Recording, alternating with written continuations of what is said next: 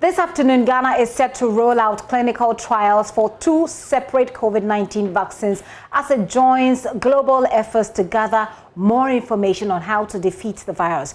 About 1,500 volunteers will receive at least 1 full dose of the Russian-made Sputnik Light vaccine or the Sanofi vaccine in a space of 13 months. Already, similar trials are being run in at least 8 other countries, including the United States of America, Russia, Egypt and the UAE.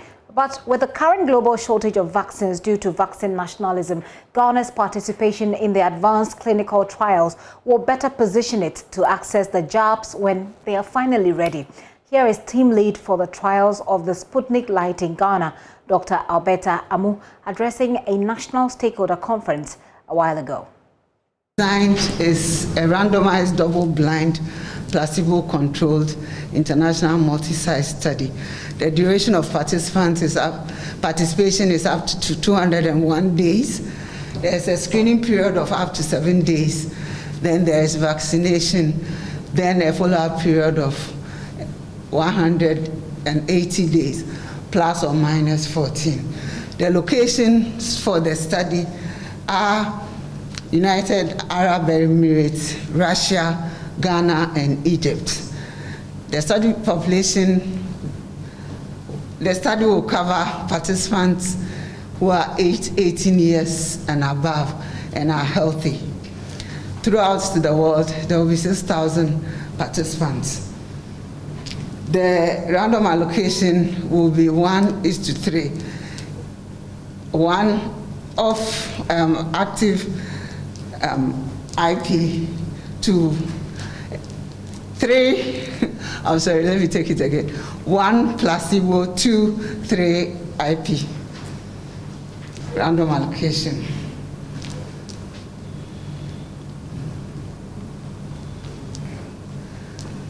So in Ghana, there are going to be 2 study sites, the Dodwari Health Research Center, and the team will be led by me. We are going to recruit a total of 500 participants. In Navrongo, they will also recruit 500, and the team is led by Dr. Nana Kosi-Ansah. The study will start on the 28th of June, and the schedule of events will be: number 1, the first after community mobilization and sensitization. The first visit will be screening. After participants have screened and those who are found eligible and provide informed consent, written informed consent of active participation in the study will be vaccinated. This will be followed up by phone call daily up to 21 days and then weekly thereafter. The second visit, which will be observation at the clinic, will happen on day 42, and then the study completion visit will occur on day 180. These regulatory and ethical bodies are providing the oversight for the study.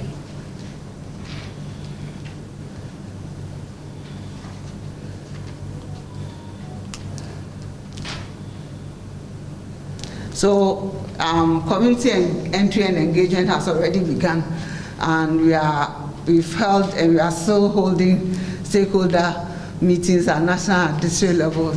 We've already started with community engagement of opinion leaders, religious groups and leaders, health workers, community-based organizations, and community members. Well, Manuel Kranting was at the conference, is joining me so he can give us some more details of what actually went on there. Hello, Manuel. Yeah, Gifty. Manuel, let's begin with the specific details of each trial. Take us through it. Also, there are 2 different trials that we're going to have. One is going to be on the Sputnik Light vaccine. And just like you heard Dr. Alberta Amu mention there, there are a total of 1,000 subjects who will be receiving the Sputnik Light jab under this particular trial. And there are 2 sites for the trials, one up north in Navrongo and the other down south in Dodoa. Now, essentially, these 1,000 people are going to join some 5,000 other participants of this particular trial from across the world, specifically from Egypt, from the United Arab Emirates, and then also from the Russian Federation. And so essentially all of the recipients of the vaccine are going to be put under close monitoring. And there's going to be 3 stages of visiting. The first visit will be the vaccination day, and after 42 or between 42 and 46 days, there's going to be another visit. And this period is essentially going to be the period of observation. And then after that, the study will be completed between a period of 180 and then 201 days. That is for the Sputnik Light vaccine, Sputnik Light vaccine trial. And Gifty, you know that it's indeed come up the Sputnik V vaccine and then the Sputnik Light vaccine. I'm sure we'll get there. But essentially, the vaccine was obtained by a biotechnological method without use of a pathogenic SARS-CoV-2 virus. And the basis of the vaccine are recombinant vectors, of course, the special structures created in the laboratory to help deliver the drug active substance into the body. And so this is the entire process that is going to be carried about. Now, the study will be conducted according to a protocol reviewed and approved by the Dodoa and Navrongo Health Research Centers Institutional Review Board, the Ghana Health Service Ethics Review Board, and then the Ghana Food and Drugs Authority, because we are told that there's going to be strict monitoring all through the 201 or so days that this particular trial is going to be embarked upon. And so it's essentially to ensure that the data collected from the study is done scientifically and the rights and well-being of all the persons participating in the clinical studies are respected. And you heard her say that even before the beginning of the trial, a written and signed informed consent form will be, obtained from the participants, just so that no one is coerced into, participating in the trial. So everything will be at will, and we are learning that will be by the use of volunteers, as has been the standard practice across the world. And those who qualify will and are still willing will be enrolled into the study. There's going to be a screening of the volunteers before they are put onto this particular study. And so between 1 and 201 days, that is what's going to happen with the Sputnik Light vaccine. Now, the other one is going to take a period of 13 months. So Sputnik Light is taking 201 days. That's give or take between 6 to 7 months. But the Sinopharm vaccine is going to be for the period of 13 months. And now the number here is not 1,000 like you have in the Sputnik Light trial. The number is 500. The number is 500. And the countries that are actually joining Ghana in this particular study are Kenya, Uganda, Honduras, and then the United States of America. And so in total, even though Ghana is taking about 500 of the volunteers to undertake this particular study, in total, there's a global number of 16,000 people who are undergoing this study. Gifty. Interesting. So let's take a look at the responses of the authorities when it comes to the Delta variant, which is said to be resistant to the Sputnik V vaccine. Well, so I spoke to Dr. Abraham Odro, who is the director at the Research and Development Division of the Ghana Health Service, and of course, Dr. Franklin Esidu-Bequin, who is Director in charge of Public Health at the Ghana Health Service. Both of them have been, serving assurances that indeed the protocols at the airport, which involves the screening of all arrivals at the airport, is stringent enough to be able to pick out and isolate all the cases that are entering the country. And this was the same protocol that was used for the UK variant.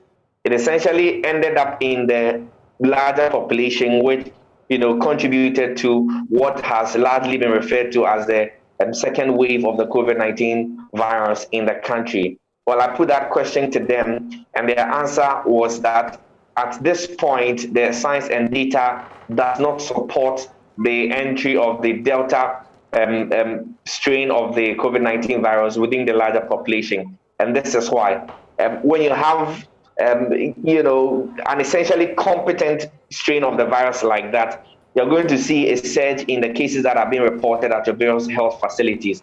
At the moment, that is not the case within our context as the Ghanaian community. And so he makes the point that even though we cannot necessarily say that the Delta strain of the virus is not in the community, the data shows that there's no, adversely potent strain of the virus in the community, for which reason there will be an upset of cases. And so at this point, they are going to upscale the protocols at the airport while emphasizing on the need for all and sundry to observe the safety protocols, keep wearing the masks, and observe all the other safety.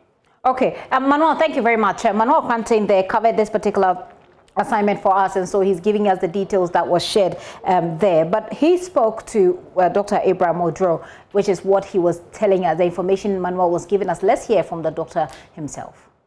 The Sputnik V and the Sputnik Light. The difference is that the V has 2 doses, it was 3 weeks apart, and the Light are just the first dose. But the available evidence suggests that the Light has about 80% efficacy compared to about 90% plus in the V.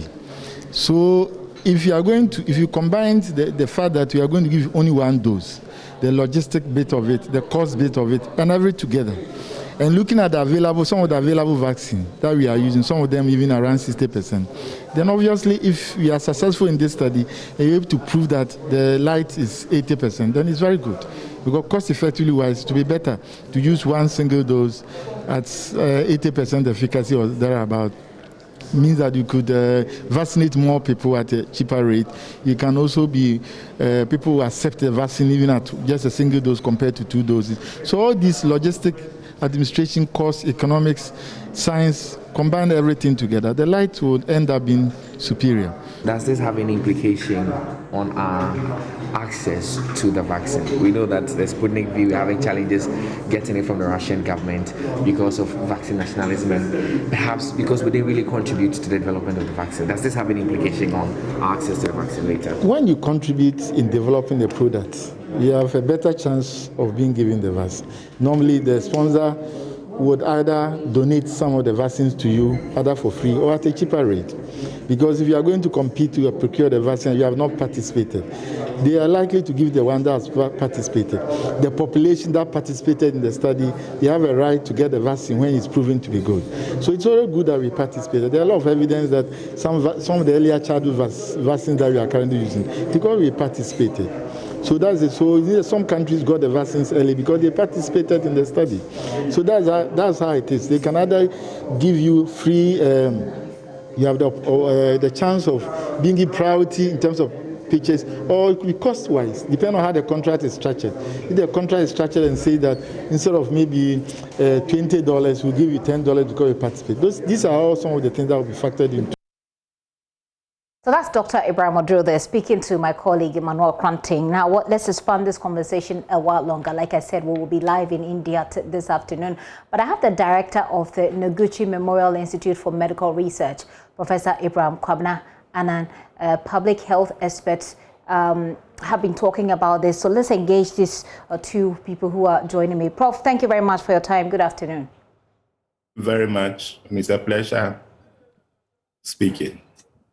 Well, we also, like I said, we're live in India and we'll be hearing from the representative we have from India. But Prof, let me start with you. Yesterday, we all heard that the Indian strain has been detected in Ghana as Noguchi Memorial Institute. How did this news get to you? Okay, the Indian strain has reached Ghana, but there is a certain history that is important. We had a UK strain, we had a South African strain. The UK strain now is in Ghana in transmission. The South African strain was found in travelers, but it has not really taken roots in Ghanaian population. With the Delta variant, what we have seen is Delta variant in people, travelers in Ghana, and then not the population as such. So we still have a chance to be able to contain or to prevent widespread distribution of the virus. Okay, so that's about the Indian strain, and that perhaps should give Ghanaians a certain level of assurance. But exactly, yes. but public health experts say that the Indian variant, also known as the Delta variant, which is one of the 45 variants currently in Ghana, is an issue of concern because that strain has caused and is still having a devastating effect not only in India, but it's led to a spike in cases in the UK, despite the fact that last section of the population have been vaccinated there. So those are details that we'll be going into. Now, hospitals and crematoriums are also, as we know, overwhelmed by the daily number of people dying from the virus. And there are reports of widespread shortages of oxygen and medicines in India. So we have a representative, someone from India, who will be talking to us. His name is Shameh Sathar. He's a founder by the startup business community in Coimbatore, Tamil Nadu in India. Help me, Shameh, if I got any of the names wrong. And thank you for your time. Shameh, can you hear me? Hello, am I audible? Do you hear me? Hello? Okay, well, we'll try this again.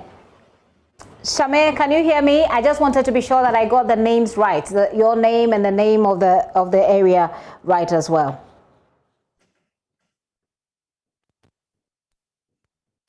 Okay, we'll try and get Shameh to talk to us. Prof, let's continue with the conversation. So your indication is that we should have a level of assurance because even though we've detected the Indian variant here, we do not have community spread, which is a point that all the health experts have been making. Yeah, that's very right. Okay. That's very right. In the meantime, we know that people seem to be letting down their guard. We also know that even though our numbers have gone down significantly, there are still concerns about observation of the COVID-19 protocols. Let's begin with what we should be doing right now. Should we increase the restrictions, for example, in terms of who can come into Ghana and movement at the airport? That's a very interesting question.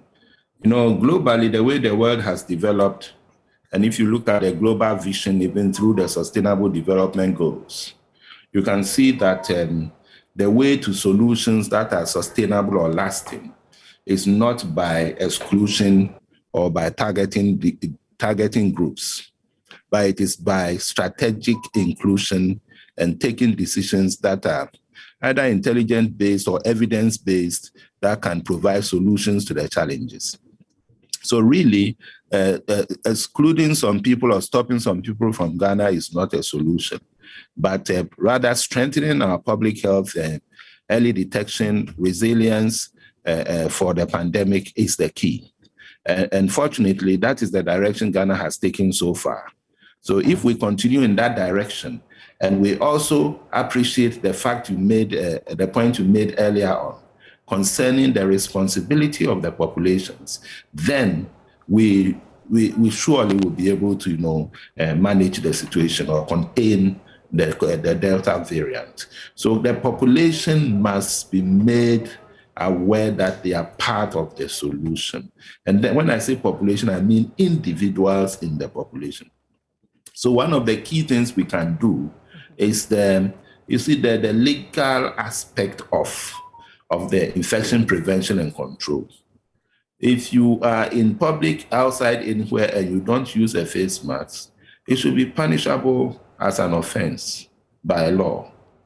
That kind of thing is necessary so that we'll be able to comply to the level that can achieve the result of preventing unnecessary spread. But Prof, if I may just jump in here, that is what we've been doing, and we realized from very early on that it wasn't sustainable and it wasn't working, because until the people understand the need for them to do this, it is just impossible for our police force as we have it now to man the entire country in search of people who are breaching, especially the wearing of face mask protocol. So isn't it about time, now that we've just detected it, that now you put in place the measures that we didn't back then, which, you know, was attributed to the spread that we had? Isn't it necessary now to now say, let's keep the restrictions coming, you know, now, so we can get a handle on it, and then once we have a handle on it, we can know what steps to take next,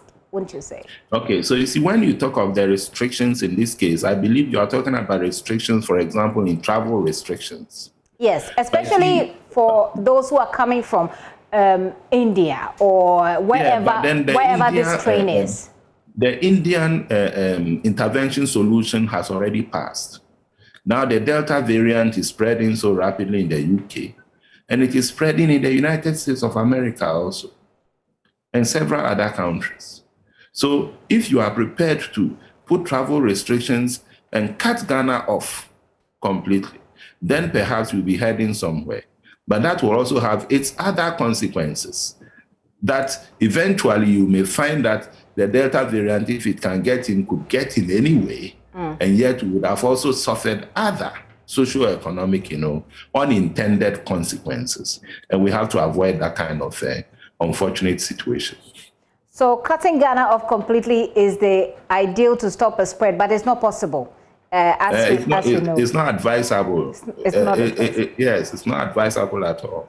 That will be for the external, you know, restrictions. But internally, what do you think, you know, from a public health perspective, what we should do is to come back to the drawing board and appreciate what community is about. You see, communities are human beings or societies coming together. Human beings are social beings. And social beings have norms, rules, regulations, values. You see, we have to come back to the drawing board and begin to make Ghanaians to appreciate that in a situation like a pandemic of COVID-19, everybody has a role to play, and that it is a partnership. And the partnership requires that you as an individual, you play your part. And to do this is not too difficult, actually. It is only by having the clear intent and a strategy. For example, what we are doing now that you got me on this platform at JoyNews today at this time, is an excellent way to contribute to that kind of movement. And if other media houses will be doing the same thing, perhaps even simultaneously, and then it catches up as a movement, you will find the population beginning to appreciate and comply. That's all that is about. And if you look at Global Vision, Sustainable Development Goals, Goal 17, it talks about partnerships for the goals. Partnerships that can bring solutions to the sustainable. Without certain partnerships, it's not possible. So internally, we need some kind of partnerships, and we have to do that for success. If I hear you clearly, Prof, and help me here, you're calling for some sort of media campaign, and that media campaign, it won't start in the media. It will have to be, the media will do it bits, but there are authorities, there are agencies that are responsible for this. Shouldn't the campaign start from there as a way of dealing with this new strain that we're discovering? I like that very much. But already, if you look at the Ghana response, you will notice that the authority, as for example, in the state or the government, has already taken very beautiful steps in that direction. That is how come the entire COVID-19 response was centered at the presidency. And the president himself became the lead person. So already something has been done. And one thing about development and society, especially about sustainable development, is that it is not the president, it is not the government that brings about breakthrough sustainable development. They only provide an enabling environment. What brings about breakthrough sustainable development is initiative and innovation from individuals and groups in the community or in the society or in the country. That's what brings innovation and breakthrough. We have to understand this as a nation. And therefore, the media can take its stride. Institutions and groups can take their strides in this kind of direction. And you will be amazed because the enabling environment already has been primed. What is left is initiative and innovation. Well, Doc, Prof, let me just hang on and bring in the person who is joining us from India so that we can learn a bit more from their own experience. We know that it hasn't been easy for that country at all. Shameh Satha is founder of By the Startups Business Community in Coimbatore. And I hope that I got the name right. Shameh, do we have you there now? Right. So, Shameh, let's start with the situation in India today. How will you describe the situation, the COVID situation in India?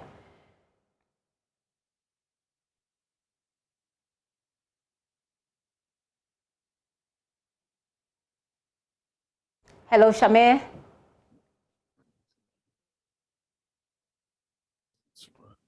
Shameh definitely hears me, but it looks like I'm having a difficulty hearing him. Prof, I'm going to come back to you about how typically, and I'm sure that with what's happening in India, in the UK, and in the US, you have been monitoring it.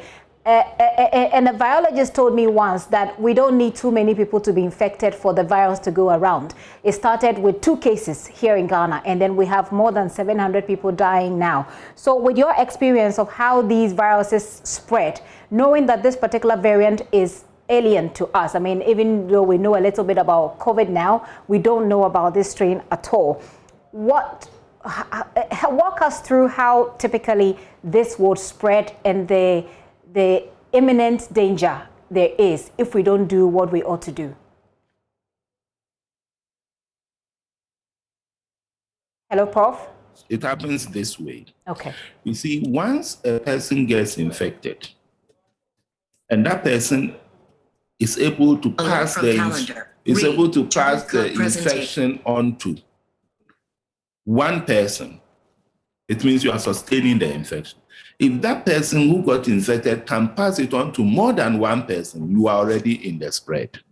It means you are going to go into an exponential spread. It will multiply and multiply over a short period of time. So the first thing is to be conscious that a person who is infected should be detected early, isolated or quarantined properly, so that the spread does not become magnified. But it is a little difficult, especially in our part of the world, where most of the infections are asymptomatic. It will be difficult to detect those who are infected, who are spreading the disease. And this is one reason why it is about time for us to begin to jump into what I said, initiative and innovation. We have to move that way so that the country can be protected. One good way to do it is to open up antigen detection tests that are very, very accurate. Some of the antigen tests now are about as sensitive as a PCR. So it is important to begin to use these in strategic ways so that people who are asymptomatic but could be spreading could be picked up quickly. Now, I'll give you a very dangerous scenario, something which is challenging to us as a nation. When you look at the population, people have homes, they live in homes in families. The families at home, they don't wear face masks, for example, in the house. Yeah. But members of the family may go out. They will protect themselves by wearing face masks and complying with all the protective protocols. But if per chance a family member were to get infected, and the member may not know because of asymptomatic infection, he or she comes home And there's a potential to now begin to spread because in the home nucleus proper, you are not following all the regiment routine. So you see, that is one avenue that if we are not careful, we can multiply coronavirus in our populations without really knowing what is happening. And therefore, it is important for us to also use some of the technology advances and breakthroughs. Expanded testing is crucial so that antigen detection tests that are very sensitive could be made available strategically so that such people could be detected early and then the family will be protected. You see, we have to be thinking innovatively, practically, like how I'm trying to explain now. That way, you can avoid a spread of Delta variant. So we should expand our testing regime and go more for the antigen test, which would help us deal with this situation.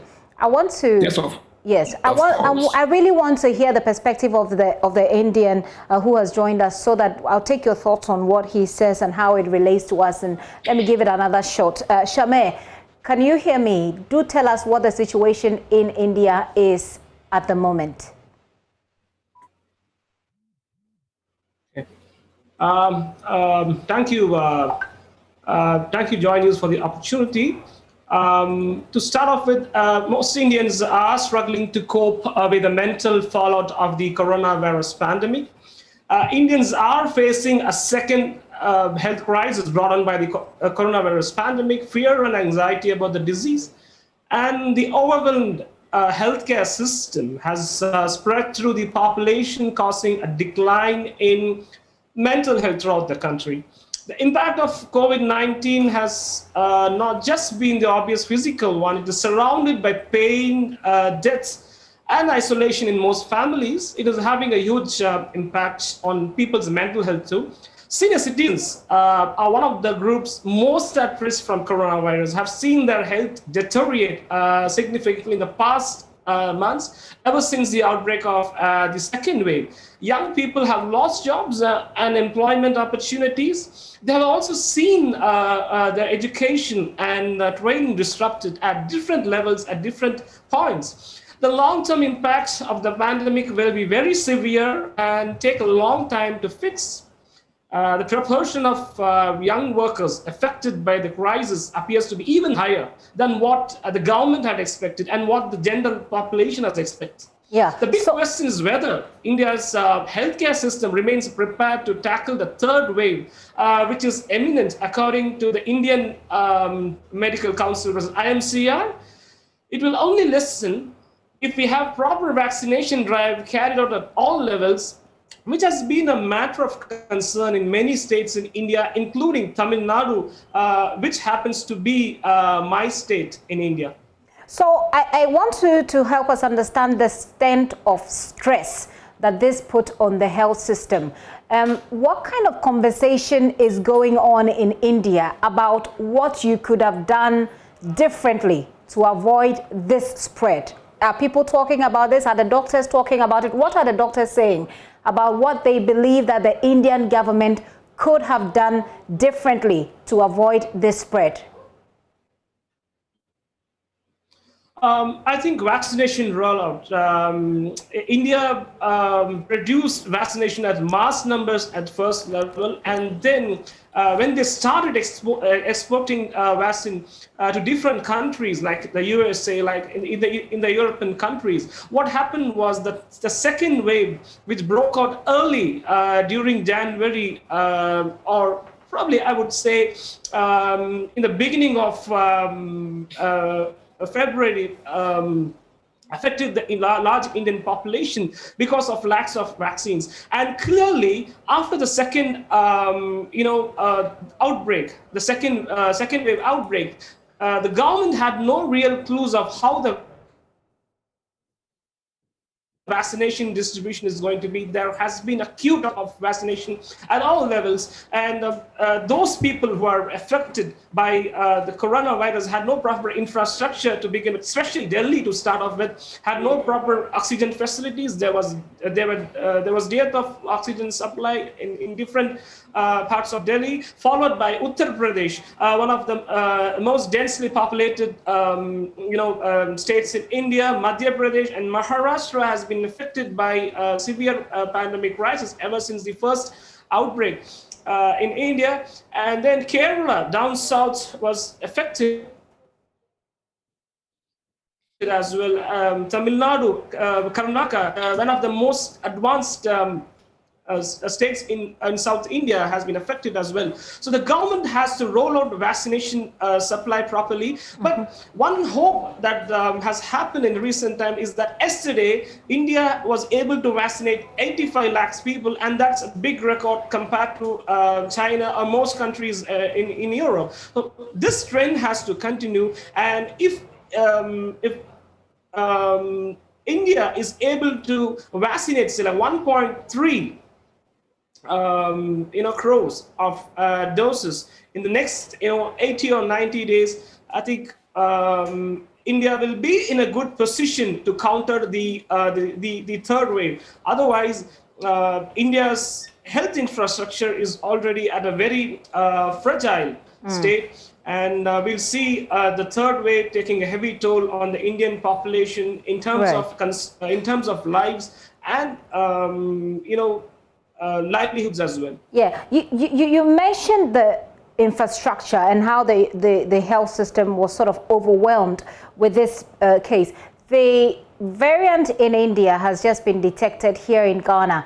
As somebody who lives in India and has seen the effect that this has had on you, what advice, if you were in a position to do so, would you give to Ghana? Well, I think the general population has to get vaccinated. The Indian vaccines, Covishield and Covaxin, has been quite successful in countering the second wave. And I think in terms of long-range plan, I think Ghana has to get their population vaccinated. At least 60 to 70% of the population has to get vaccinated to counter the third wave. And as far as the Indian strategy is concerned, vaccination is the only way that we can get out of this crisis. Of course, the Indian government has been advocating the use of masks in public spaces. Social distancing has been observed at all levels at different points of time, and use of sanitizers, right? Use of sanitizers to wash our hands in public spaces, and most restaurants and hotels have been shut to avoid crowd developing, and transportations have come to a standstill. Most businesses have come to a screeching halt. So vaccination is the way forward, and India, just after just in the beginning of June, is moving towards the right direction. So Ghana as a country, to get itself out of this crisis, has to get its population vaccinated as early as possible, as much as possible. We're having our own issues with that. We'll deal with that. But before you go, tell us about the personal impacts that you yourself have had with COVID-19, and yeah, do tell us, so perhaps we can have a more personalized perspective of this effect. Could you repeat your question? Sorry. How has it, I know that you run an organization, how has this affected you personally?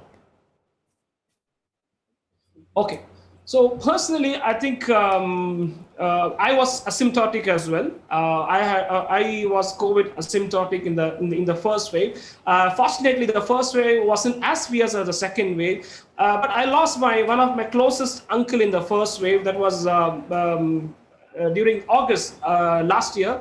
In 2021, after the outbreak of the second wave, I lost two of my closest uncle as well. One was in Bangalore, and he was doing really well. Until 9:30, he was okay, but 10:30, I got the news he lost his life due to dearth of oxygen supply. But that's how the condition is. And I have lost my near and dear ones as well. So this really indicated that my family has to be on guard, and we have been following all the government protocols as such. As far the community is concerned, my business community, we have been advocating them not to go out first. Businesses means going out, meeting with clients, developing relationship. But we decided that in the community, after this the outbreak, that we'll have most of the meetings on Zoom, make use of social networking apps. Of course, now we have Clubhouse as well, contributing to the communication process. And in the community, most of us have lost our businesses. And it has come to a grinding halt. The manufacturing sector has been affected. The trainings and the education sector has been badly affected as well. Schools have been shut down for indefinite period. All the exams have been postponed to a definite time in future. So a lot of people have literally lost their jobs. Lots of life consumed as well. And transportation, public transportation especially, has come to a halt. Speaking about transportation, Samir, sorry to interrupt you. Sorry to interrupt you, Shamir. Speaking about transportation, are there travel restrictions in India? I mean, traveling outside India, are there restrictions on that? Yeah, it all started with the bookings first cancelled, air travel bookings first cancelled due to the increased restrictions on travel and containment zone establishments. The travel ecosystem is facing the roughest patch this year, and the situation is no different from last year around the same period. From the highest rate in the travel ecosystem, the lowest segment, which includes those who eke out a living by selling homemade foods to domestic and international tourists, near tour facilities, are engulfed by the crisis of the ongoing pandemic scare. So the government has to, come out with the relaxation of public transportation first, because public transportation is one which even allows women entrepreneurs or women business owners or workers to travel from one place to another. So this is the first thing that the government has to think about when it plans about elevating its economic level. The women who are traveling to different parts of the country for business have to be given security in terms of protecting against the COVID virus, as well as allowing them to travel to carry out their normal activities. And that's how I think the businesses and economy will open up. All right, Shamir, we say a very big thanks to you, for taking the time to explain to us what the situation is in India. Shamir Sattar is a founder of By the Startups Business Community in Coimbatore, Tamil Nadu, in India. So, Prof, let me wrap up with you. We've heard the Indian perspective, and I want to just find out from you. As far as Shamir is concerned, the best way is to vaccinate. But we know that we can't vaccinate 60 or 70% of our population at this moment. I just want to find out from your perspective. We've been through it, but this strain is different. Are we ready in terms of our health facilities, our health personnel? Are we ready? To what extent do you think we are? You see, in terms of our health systems, I would say that we are ready because we have had the experience and set up the isolation centers and all that kind of thing. And we have frontline workers who are very well trained to handle the situation. Our situation of protective equipments have improved. And we have better experience on how to use the protective equipment efficiently, effectively, and also in a sustainable manner. So these are credits for us. But what we have to realize is that when we look at the Indian experience and we bring it close to ours, we have to understand the realities. Our reality is that we should remember that there is short-term, medium-term, and long-term action. The provision of vaccines effort to do that should start now. Unfortunately, the Ghana Health Service has started it. And so the Sputnik Light trials, for example, and others are now in the pipeline and taking shape and going to take off. But that is going to take several months before you have the approvals for you to be able to use them. So you see, vaccine is not a short term for us. The short term for us is other strategies, some of which I started trying to explain to you and to the audience. And so the vaccine strategy is a medium-term strategy for us. That doesn't mean that we are waiting and start later. We're starting now, but to implement the vaccines at that kind of scale is going to take at least about 3 to 6 months before we can do that. Okay. A little longer, perhaps. And during that period, what are we going to do? Are we going to be complacent? Then we'll be overtaken like India. So we have to identify those alternative strategies that must be in place until the vaccine comes in. The vaccine is a medium-term to long-term strategy. And in the long term, the vaccine then would sustain the population and lead towards containment of COVID-19.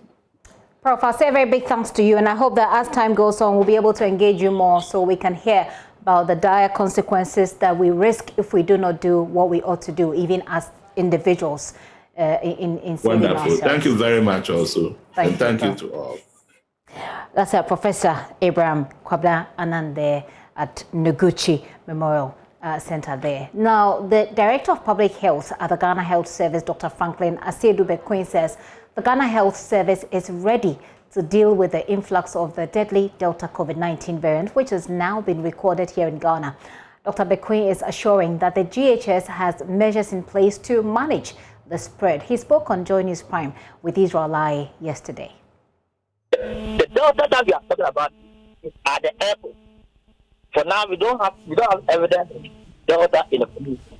But what we were doing, or what we have been doing, is that we assume that persons who are coming from those areas be having a different strain. So we now assume that their contacts who will be negative at the airport could be having the virus. So we follow them up and we test them.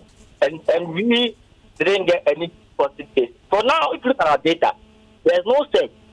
So it's possible that we don't have the Delta. I'm not saying that we have it or not. So that's what we are doing. And clearly, as I said, we have the several system in place to detect at the airport and also at the health facility. And then we have the contact cases to follow up hospital cases. I mean, clearly that's what we do. And what we need to do is to heighten up the awareness. And I'm happy about this before, that it tells you that clearly the virus is not gone. We do not need to look at that as we the early part of the year. And then people will not going back to wearing the mask. While we try to make sure we get the necessary vaccine to vaccinate. And I want to say that Ghana is not fixated on AstraZeneca or Sputnik. What we have is that we've registered 3 vaccines. The Sputnik, AstraZeneca, and Johnson & Johnson. There's a global challenge about availability of vaccines. And all efforts are being made so we get the right vaccine. But until we get the right numbers and the right number of community immunity, our sure bet is that we protect ourselves.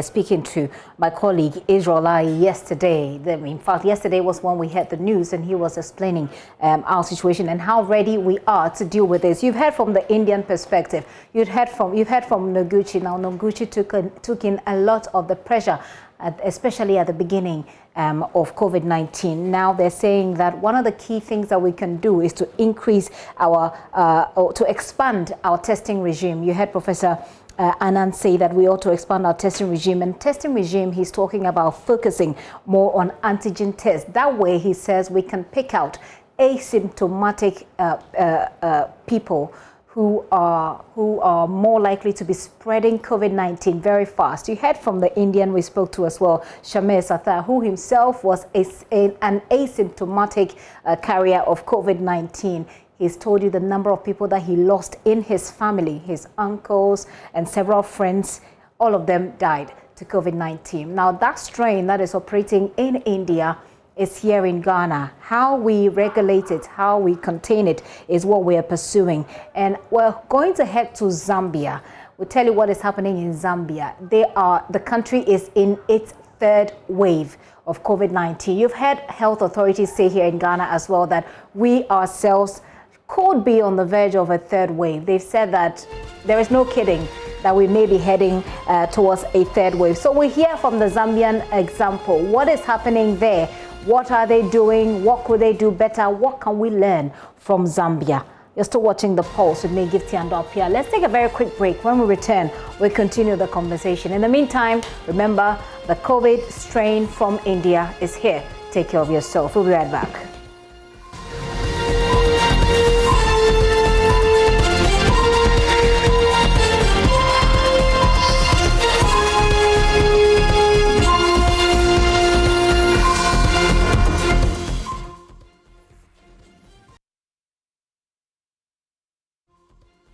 Welcome back to the show. Many thanks for staying with us. Let me take you to Zambia now, where health authorities have expressed concern over the rising coronavirus-related deaths. As the country continues to battle a third wave of the infection, the situation has been described as, quote, devastating, with 47 deaths having been recorded over the previous day. That's just one day. Now, Zambia has so far recorded 129,033 cases of COVID-19, and 1,691 of them have died.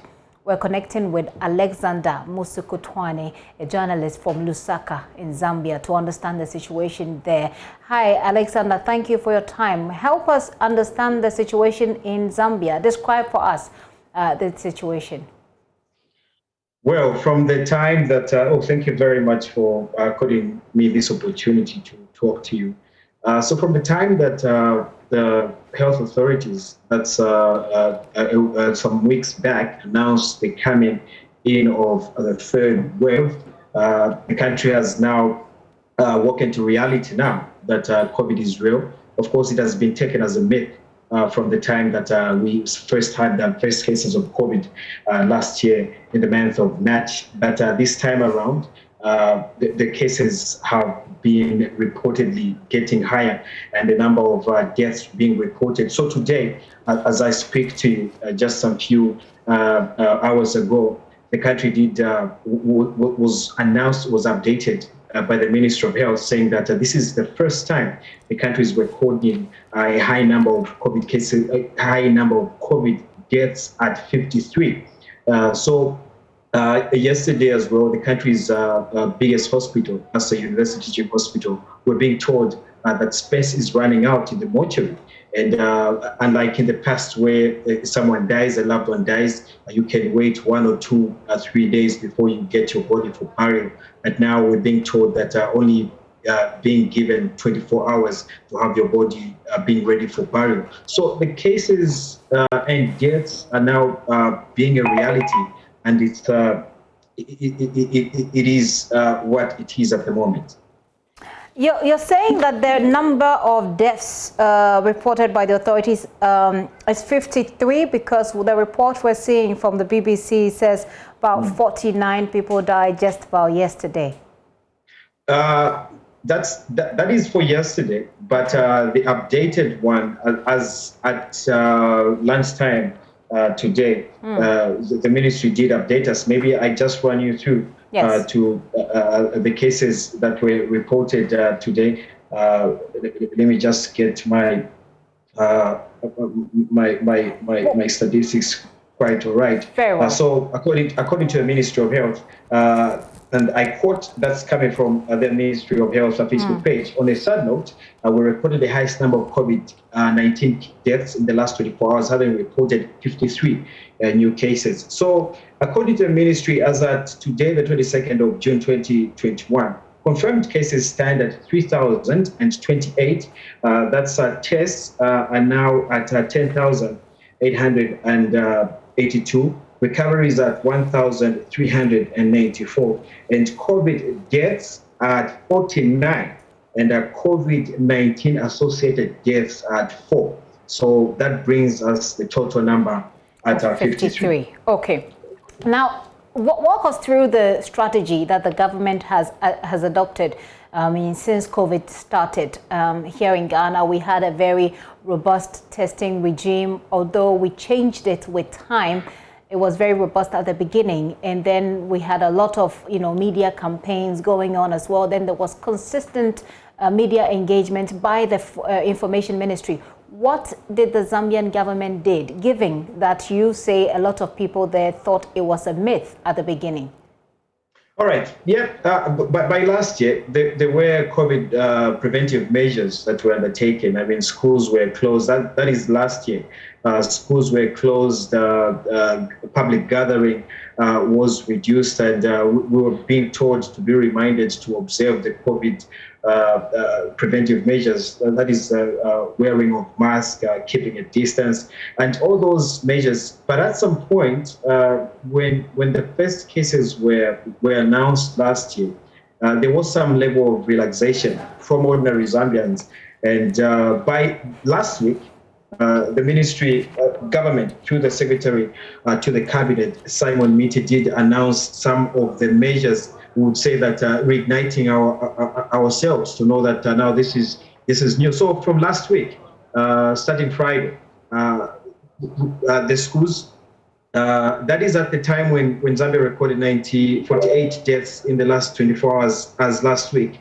So we were, government announced that pre-primary and secondary schools will be closed for 21 days, which is subject to review, inspection and certification, and depending on how the pandemic will evolve, college and universities and other tertiary learning institutions will only provide online sessions for the next 1 month, subject to review. He further announced that places of worship will be restricted to conducting a maximum of 2 meetings in a week of 1 hour duration, while observing all the 5 golden rules. That is masking up, maintaining physical distance, washing hands or sanitizing them, frequently avoiding crowded places, and seeking medical attention early. So he also further announced that bars, nightclubs, casinos, taverns will not operate from Monday to Thursday, but only be open from Friday to Sunday from 18 hours to 22 hours. So this comes at a time when the country has been in high gear preparing for the general elections that will be taking place on August 12, 2021. And so all these measures have affected campaigns. Just 2 weeks ago, campaigns did a high gear, like I did say. Further, we were told that there won't be the traditional way of campaigning. That is having rallies, after the announcement of rallies, government did say that, well, we're not going to allow the holding of rallies. They will be restricted to road shows. So we had political leaders, political party leaders, and other interested individuals vying for different offices, going for road shows in different compounds, especially in the capital city, Lusaka, where I'm based. But that again was stopped, and political parties were advised now to use other means of campaigns. So the third wave has now affected the holding of campaigns, and we're seeing political parties now re-strategizing on how they'll be reaching out to people as they seek their mandate to rule this country. But has there been any announcement whether or not this will affect the election itself next 2 months? There have been suggestions subject to review. Of course, the holding of elections cannot be postponed because that is constitutional. According to the Zambian constitution, the elections will be held every second week of August. So that can only happen if there's constitutional review. But there's been that silent talk from corridors to say that maybe we move the elections maybe after 2 months or maybe until the issue of COVID-19 is well addressed and contained. So there's been that silent talk. And of course, I mean, it's a political talk. Other stakeholders are saying we can't change an election date that is already enshrined in the Constitution. But this is a debate that is currently being observed. Okay. Well, Alexander, thank you very much for your time. I'm sure that with time we'll be catching up with you to find out what the situation is, and hopefully it would have improved by the time we come to you. Alexander, you're welcome. Alexander Musukutwane is a journalist from Lusaka in Zambia. They're telling us the situation. As you heard, about 53 people have died already just in 1 day in Zambia. Away from COVID-19, the West Africa Examination Council WAEC has punched holes into a report authored by the Africa Education Watch on the 2020 WASI, insisting no questions were leaked from WAEC to students.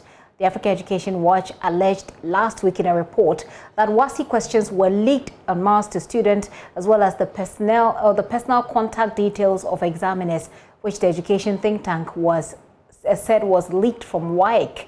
But WAEC, in a news briefing today, said the report from the think tank exposed the organization's ignorance on how WAEC conducts its affairs. WAEC says the Africa Education Watch did not engage it prior to putting together their report in order to come to what they call a proper conclusion. Agnes Terkujo is head of public affairs at WAEC. Aspects of the methodology that EduWatch used raise issues of credibility and fairness. The Council is baffled at the fact that although it is the subject of the report, EduWatch did not engage the Council in order to be better informed about what its processes and procedures are before coming to its conclusions and making its recommendations. According to the report, that is on page 3 of the report, the identities of informants are withheld and subject to non-disclosure.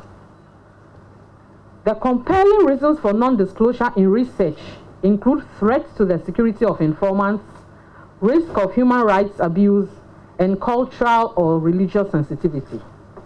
And we ask ourselves, which of these is applicable in the instant case? Why would African Education Watch refuse to disclose the identity of informants and state in its report that the identities of informants are withheld and subject to non-disclosure? During last year's WASI, there were no actual questions that were leaked. Agnes Terkujo there. On leakage of the personal contact details of examiners, WAEC insists that although the leak was unfortunate, it actually admits that there was a leak and says it was unfortunate. It also says that the WAEC had systems in place to ensure that it did not affect the outcome of the examination results. The Council, in its press release of August 19, 2020, acknowledged the unfortunate circulation of a yet-to-be-finalized version of an examiner's list for the WAS School 2020 on social media. The said circulated list, unfortunate as it was, did not include the critical information regarding which script the examiners would be marking, etc. The Council indicated then that it had initiated investigations into the development and assured the public that steps incorporated in the marking exercises over the years ensured fairness. These steps, which were and have always been rigorously adhered to, are: 1. Swapping of scripts across regions. Scripts were swapped to ensure that scripts originating from a particular region and those from nearby or contiguous regions were not marked in that region. So if you attended a school in the Greater Accra region, your script is not marked here in Accra, neither is it marked at a region close to Accra. So that is the essence of swapping of scripts. WAEC also says it may consider taking legal action against Ghana and Africa Education Watch. To say that all options are on the table as far as how we are going to respond to Africa Education Watch going forward is concerned. So yes, all options are on the table. So all things are possible, including a legal suit. So these are things that management has to reflect on and then strategize regarding such a step. So don't be surprised if there is such a thing that comes up. But I can't tell you now, here and now, that tomorrow or the next day. So it's an option, I must say. Well, I'm joined on Zoom. That is the head of legal affairs for WAEC. That was Reverend Victor Broom that you had there. Joining us on Zoom now is the Executive Director for Africa Education Watch, Mr. Kofi Asare. Mr. Asare, thank you very much for your time once again. How does Africa Education Watch respond to the concerns that have been raised by WAEC about your report? I think WAEC, good afternoon to your cherished audience. WAEC has the right to respond to our report, and I respect their rights. We shared a copy of the report with WAEC on the 11th of June, 2021. And we asked WAEC for their inputs into the reports 5 days before the launch. WAEC responded on that very day with a letter I'm holding here and raised raised 3 concerns. Their first concern was that they would have wished that we would have contacted them much earlier. The second concern was that they wanted us to change the name of the report from WAEC reports from WAEC reports, because it wasn't WAEC's report, which we are obliged and did change the name into WASI 2020 reports, an independent assessment by Education Watch. So the concerns WAEC raised about the document we sent them on the 11th were addressed and incorporated into the report. That is why I'm surprised that after launching the report, WAEC is now coming to say that they did not have an opportunity to make an input into the report. They had 5 days to make an input into the report, and the letter here confirms that yes, they had 5 days, and then they actually acknowledge the receipt of the report. Apart from that, I would like to indicate that the focus of the report is to support the Ministry of Education to initiate reforms around the assessment sector, which has been bedeviled by corruption, leakage in examination questions, leakage in examination market contacts, and what WAEC itself calls, in its 2013 registrar's report, examination fraud. As far back as 2013, WAEC said that the level of examination fraud has gone beyond they themselves. In their own WAEC registrar's report of 2013, cited in our report on page 7. And so we are addressing an issue that has been there for over 2 decades.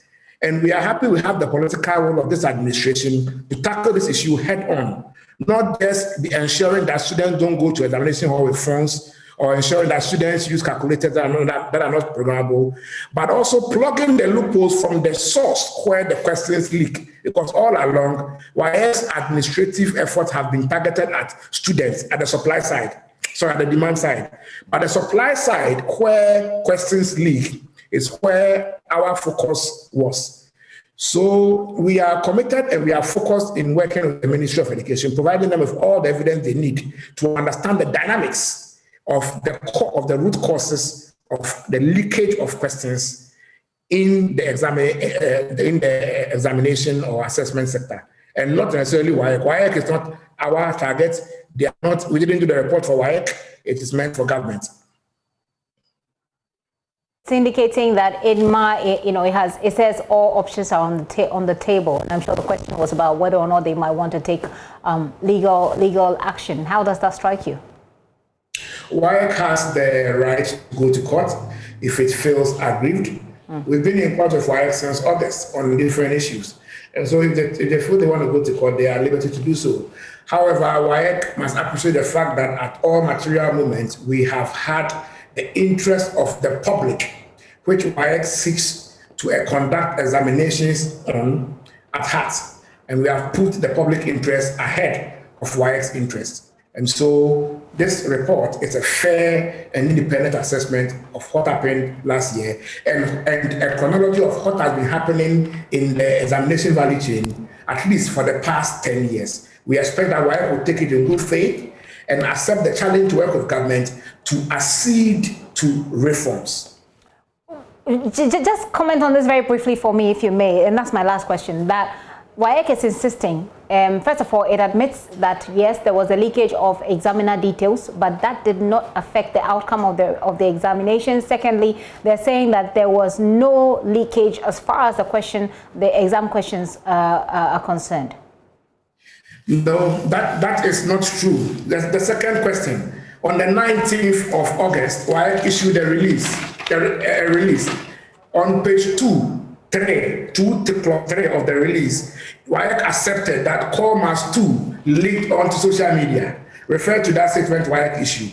Second, WAEC has no scientific basis to gauge and predict and conclude that even though the contact details, the name, telephone numbers, addresses, subject areas, schools of the 1,520 examiners it used leaked, no one could have influenced, or the leakage may not have affected the outcome of the market. WAEC has no scientific basis to do that because WAEC itself says that its standards are the standards accepted by British examining bodies.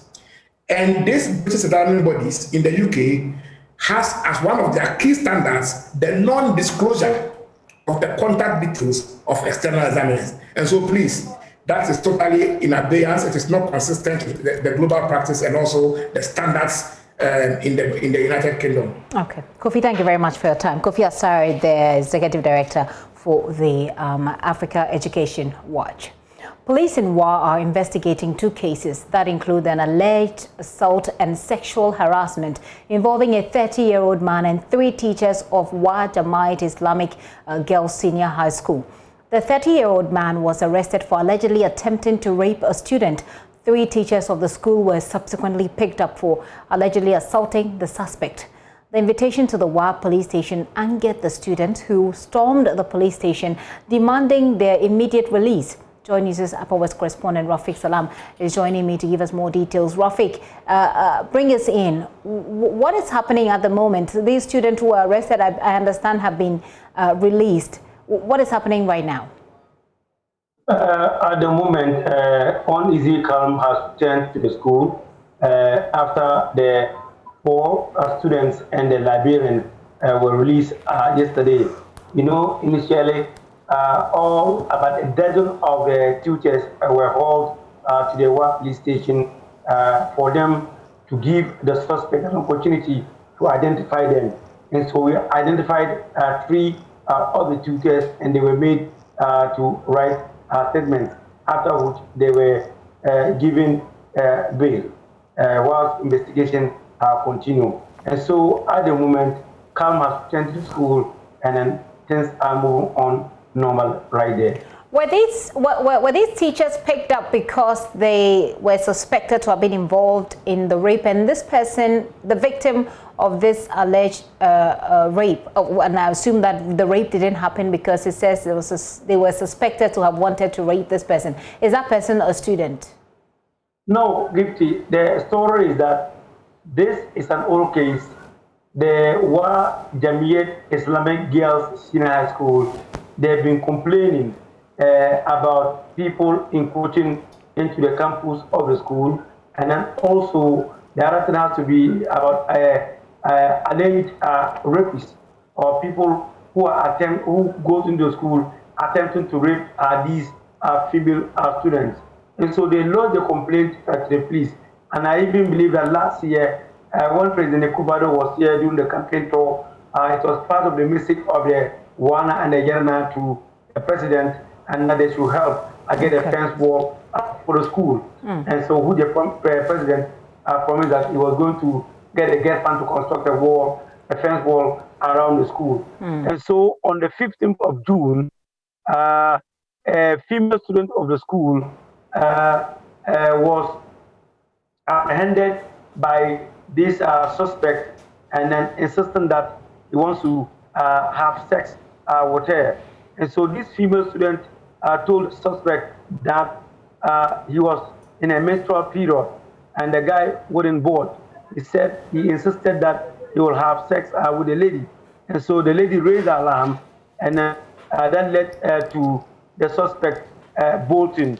And so the next day, the suspect is there, who is somebody that the students knows because he lives around the school campus. Okay. And so, together with some teachers, they went to the house of the suspect, and it was there that the victim was able to identify this suspect. And so he was handed over to the Wa police.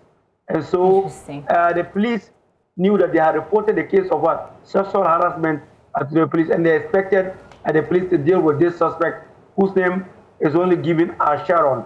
And so only for some 4 or 5 days that they sat at the school and saw about half dozen of policemen who came to the school, invited the school teachers to come to the police station because there's a case of assault. So it was this, Rafiq, sorry, so it was this invitation to the teacher that took the students there, but the teachers have now been released. Yes. So what happened was that when the suspect was arrested at home, they brought him to the school campus, after which they called the police to come and take him to the police station. It was there that the teachers reported the case of sexual harassment against the suspect. And so the school authorities expected the police to deal with that. Okay. Only 4 days later, the police came to the school and alleged that the suspect is alleging that some of the masters assaulted him when they arrested him. And so they were coming to arrest them. And so they invited them to the police station. About a dozen of teachers went there, and then they lined up, and for the suspect to tell them which of them really assaulted him. And so he pinpointed 3 of the tutors. So these tutors that they pinpointed, so the police asked them to write their statements. In the middle of writing the statements, that was where when the information got to the students of the school, and they marched straight to the police station, stormed the police station, and then demanded that their tutors should be released. And so they wanted even to break into the inner wall of the police station, but the police wouldn't give them that way. And so it was there that the students started pelting stones at the police station. And so the police took cover, chased them, and then were able to arrest 4 of the students, including the school librarian. And so that was exactly what happened. So the Wa police at the moment are dealing with 2 issues. One issue of sexual harassment, and the other issue which has to deal with assault. I see. It's much clearer now. Rafiq, thank you very much. And so we see how the investigations pan out in Wa, as you've heard Rafiq explain. The ranking member on Parliament's Energy Committee, John Jinapo, is accusing government of causing financial loss to the state in the Ghana Power Generation Company judgment debt saga. He says the company, which was awarded a $170 million judgment debt in a London court, initially agreed to take $20 million, but government refused to take it. He questions why government allowed the amount to balloon to $170 million in 2018, cancelled a 4-year contract with a company which was signed by the NDC government. The NPP administration claims there was excess energy capacity in the country, resulting in several contracts signed by the NDC government. Mr. Jinapo says the contracts should never have been cancelled in the first place because there is no excess capacity. Now, government missed deadlines to challenge the award, and the court rejected its latest plea to extend the deadline. Mr. Jinapo says government mismanaged the dispute. With PRC, and I can state on authority that those figures the ministry is throwing around is nothing but a fallacy. And if you want, we can give you evidence, we can show you from ECG itself. When you discount our dependable capacity and you look at the reserve margin, this so-called excess capacity is nothing but a hoax. It's not true. You can't just discount your capacity in terms of the allowable capacity that you require, which is about 20%. What this government does is that they deliberately discount the 20% and just say that we consumed X amount.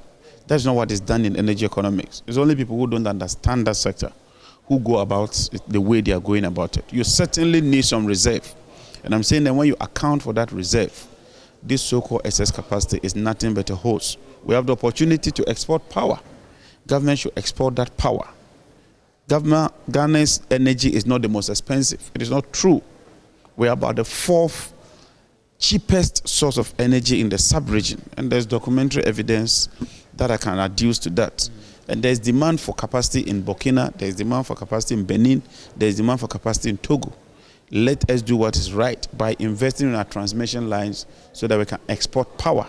It's as simple as that. The finance minister told Parliament just last week that they'd spend more than $927 million paying for excess capacity over the last 4 years, between 2017 and 2020, which some in the energy sector have said that then this probably is not worth it. If for example, we had kept this extra contract running, just maybe... So we are no more paying 1 billion per annum as they stated. That was what they stated, that they pay 1 billion per annum. $927 million over a 4-year period is still a substantial sum. Let them give us the details. I've requested for the details. And if we look at the details, I can tell you that a chunk of that amount is for reserve margins and not excess capacity that they choose to call. I think that the finance minister should learn some of these basic issues. Meanwhile, the minority in Parliament is disputing claims by Finance Minister Ken Ofori-Atta that the NPP government had paid $937 million to independent power producers over the last 4 years as excess capacity energy charges. The NPP government has accused the previous administration of signing too many energy contracts, leading to the excess energy. But Ms. Ofori-Atta told legislators on Thursday that between 2017 and 2020, these $347.2 million were paid to AXA Energy. Car Power Ship was paid $359 million and Sen Power was paid $231.3 million. But minority MP Alhassan Soyini, who filed the question, says the figure can't be accurate. He has today filed an urgent question summoning the Energy Minister over the issue. Joseph Opoku-Gakpo is joining me live right now. Hello, Joseph. Joseph, help us understand this question that has been filed by a Member of Parliament, Alhassan Soyini, and what steps will follow.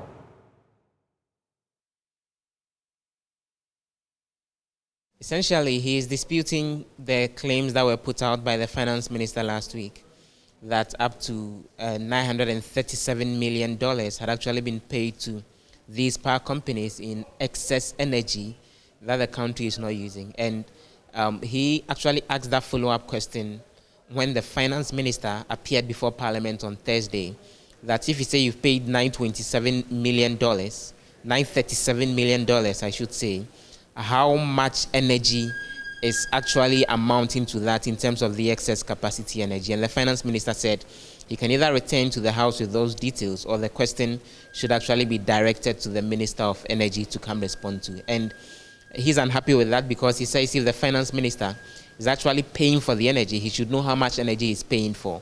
But if he says it's the energy minister who has those details, Mr. Soyini is trying to get the energy minister to then come give those specific details on the floor of the House.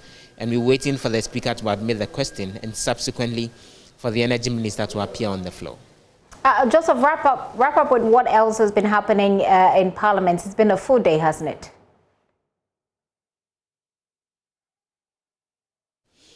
Currently, the government statistician is before MPs explaining the processes that are unfolding when it comes to the plans for the census. He's been expressing concern about the security situation in some of the areas, which is making it difficult for his people to even go ahead with the numbering of the houses and then roll out some of the activities subsequently with regards to the counting of people. And so MPs are receiving that briefing. Earlier in the day, the Minister for Lands and Natural Resources, Samuel Abu-Jinapor, was in Parliament. He expressed appreciation to Ghanaians for the support during the planting of trees for the Green Ghana project and demanded that efforts be made to ensure that these trees are actually nurtured for them to grow adequately. He's also been responding to questions having to do with the dispute between the Ghana Armed Forces and the La Traditional Council over some lands in that enclave that have been in dispute for a while now. And he says he set up a committee chaired by Benito Usubio, who is the Deputy Minister for Lands designate to resolve the issues. That committee is done with its work, and he will soon receive the report and go ahead and implement the recommendations. As well, the Minister for Health, Kwame Menu, has been in Parliament responding to questions on what is being done to ensure that ambulances are used and operationalized in the most effective manner. And he's been disclosing that the recent issue with regards to an ambulance being used to convey cement, he's commissioned a special investigation into that, and he's expecting the report on that, so that then he rolls out the necessary measures to ensure that the ambulances are used adequately. Well, Joseph, I suppose that the health minister didn't talk about the variant or the new variant of COVID-19 that has been recorded in Ghana? No, the specific issue that he focused on was the ambulance situation and what is being done to keep them safe.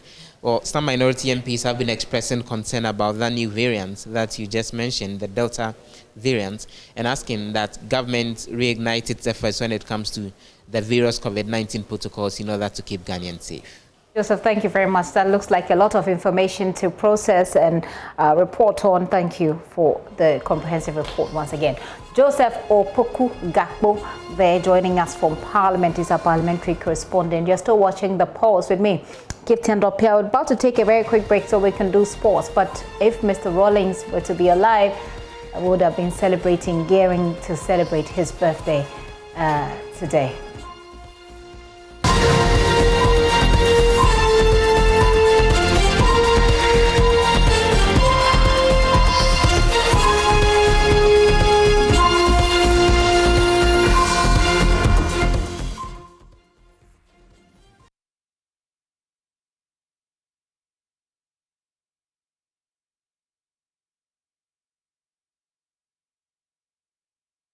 Today, there's more news at myjoyonline.com. Do log on, take a look at our stories, and our social media handles are there. You can share it with your contacts so they know what's happening.